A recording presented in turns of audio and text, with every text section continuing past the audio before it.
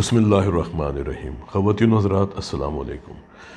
ईद उल अज़हा आप सबको बहुत बहुत मुबारक हो। ये मुबारक दिन जो हज़रत इब्राहीम अलैहिस्सलाम ने अपने बेटे को अल्लाह की राह में जब क़ुरबान करना चाहा और अल्लाह ने जब वहाँ उनके लिए एक दुम्बा भेज दिया और हज़रत इब्राहीम की जो आज़माइश अल्लाह ने की उस आज़माइश पर पूरे उतरे, उनकी सुन्नत पर अमल करते हुए आज तमाम मुसलमानान आलम इस त्यौहार को मनाते हैं। अल्लाह ताला हम सब के लिए ये बाइस खैर हो, बाइस रहमत हो। वो तमाम मरीज़ जो हस्पतालों में दाखिल हैं, अल्लाह उनको भी सेहत दे। जो घरों में हैं, अल्लाह उनको भी सेहत दे। आज के दिन के लिहाज से जो सबसे ज़्यादा सवाल हमसे किया जाता है वो ये है कि डॉक्टर साहब, क्या हम ईद उल अज़हा पर गोश्त खा सकते हैं? इसका जवाब है तो बहुत आसान, आप सब कुछ खा सकते हैं, लेकिन ये मुनहसिर है कि आपका प्रोसीजर कब हुआ, आपको हार्ट अटैक कब हुआ, आप कितना स्टेबल हैं, आपका ब्लड प्रेशर कितना कंट्रोल है, आपका ब्लड शुगर लेवल कितना कंट्रोल है।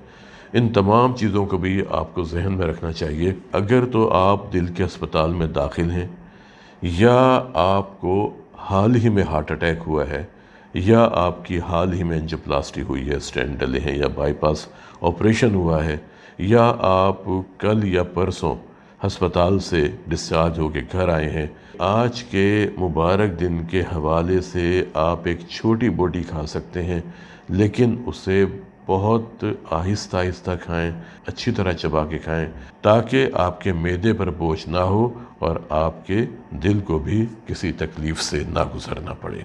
एक बात जो मैं आप सब लोगों को बताता रहता हूँ कि आज के दिन हम लोग बेएहतियाती बहुत करते हैं। खाना चाहिए, ज़रूर खाना चाहिए, लेकिन सुन्नत नबवी के मुताबिक। पहले तो आपकी दवाएं पाबंदी के साथ इस्तेमाल होनी चाहिए, आपका ब्लड प्रेशर कंट्रोल में रहना चाहिए, आपका शुगर लेवल कंट्रोल में रहना चाहिए। आप दिल के मरीज़ हैं, आप कोशिश करें सब कुछ खाएं आज के दिन, लेकिन एहतियात के साथ। एहतियात क्या होती है? आपका कबाब खाने को दिल करता है, आपका कलेजी खाने को दिल करता है, आपका पुलाव खाने को दिल करता है, कौरमा खाने को दिल करता है, नान खाने को दिल करता है, शीरमाल खाने को दिल करता है। बिल्कुल खाएं, लेकिन नान के 4 हिस्से करने के बाद फिर उसके मज़ीद 4 हिस्से करें, 16 हिस्से हो गए। उस एक छोटे टुकड़े को आप कौरमे में भिगोएं, आप निहारी में भिगोएं, पाई में भिगोएं, ज़बान पे रखें, महसूस करें, सिग्नल दिमाग को भेजें कि इसका जायका कैसा है, और फिर उसके बाद आप 20 मरतबा आहिस्ता आहिस्ता चबाएं और फिर स्वॉलो कर लें। फिर आप दूसरा निवाला, वही जो उन 16 में से एक है, निवाला आप उसको डुबोएं। जो भी सालन है, कौरमा है, निहारी है, पाए है, कलेजी है, उसको छोटा निवाला उसको आप डुबोएं, फिर ज़बान पे रखें, सेंस करें, दिमाग को भेजें सिग्नल कि हाँ ये जायका ऐसा है। 20 मरतबा चबाएं और फिर स्वॉलो कर लें। आप ये महसूस करेंगे कि 2-3 निवाले खाने के बाद आपकी तबीयत सैर हो जाएगी। पुलाव खाने को दिल करता है, बिरयानी खाने को दिल करता है, छोटी प्लेट में, जैसे चाय वाली एक प्लेट होती है, उसके अंदर आप पुलाव डालें, और इन 4 उंगलियों से नहीं बल्कि इन 3 उंगलियों से आप निवाला बनाएं, छोटा सा पुलाव का या बिरयानी का। उसको वही ज़बान पे रखें, महसूस करें, दिमाग को सिग्नल भेजें, फिर उसको चबाएं 20 मरतबा और स्वॉलो कर लें। आप ये देखें कि आज के दिन आप तमाम खाने खाएंगे, आपके दिल पर बोझ भी नहीं पड़ेगा, मैदे पर बोझ नहीं पड़ेगा।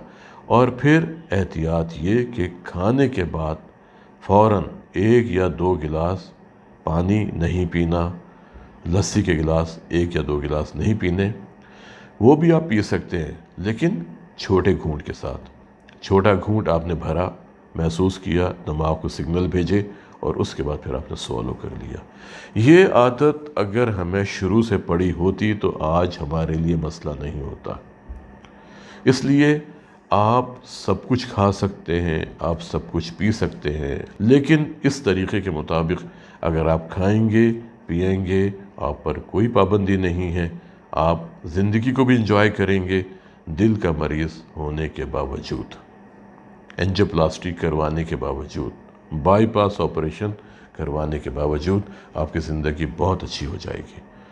مسائل وہاں پیدا ہوتے ہیں جہاں پر ہم بہت تیزی کے ساتھ کھانا کھاتے ہیں، بڑے بڑے نوالے لے کر، ہم نے ان کو چبایا بھی نہیں ہوتا اور وہ نوالا ہمارے پیٹ میں چلا جاتا ہے، پھر دوسرا نوالا، پھر تیسرا نوالا، ہم باتیں بھی کر رہے ہوتے ہیں، شور بھی مچا رہے ہوتے ہیں، آوازیں آ رہی ہوتی ہیں کھانے کے دوران، اور پھر ہم پانی بھر بھر کے پیتے ہیں، 7 اپ کی بوتل پی جاتی ہے یا پیپسی کوکا کولا پیا جاتا ہے، ایک نہیں، دو نہیں، دو تین بوتلیں پی جاتے ہیں، تو پھر دل کی تکلیف نہیں ہوگی تو کیا ہوگا؟